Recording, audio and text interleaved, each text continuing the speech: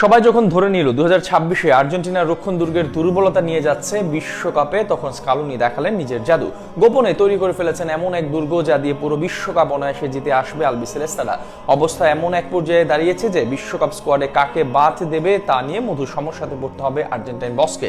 Centre back পজিশনের জন্যই প্রস্তুত রয়েছেন 60 জন, ফুল ব্যাকে আছে বেশ কিছু অপশন। স্কালোনির গোপনে তৈরি করা সেই অপ্রতিরোধ্য রক্ষণ দুর্গের বিস্তারিত গল্প থাকছে রিপোর্ট।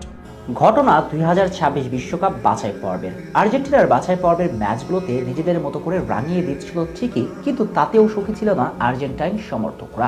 স্পষ্টভাবেই লিওনেল স্কালোনির সমালোচনা করেছেন ভক্তকুল।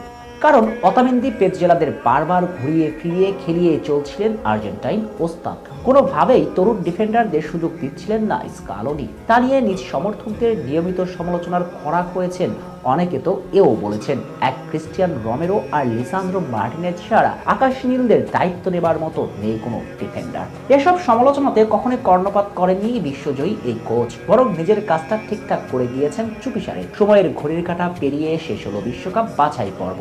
সঙ্গে সঙ্গে দলে পরিবর্তন আনলেন 47 বছর বয়সী এই আর্জেন্টাইন। ফ্রেন্ডলি ম্যাচগুলোতে একসঙ্গে দলে ডেকে নিলেন কয়েকজন তরুণ ডিফেন্ডারকে, যারা ইউরোপে রাজত্ব করে এসেছেন শেষ কয়েক বছর যাবৎ ধরেই। তাতেই পুরো চিত্রনাট্যর পরিবর্তন।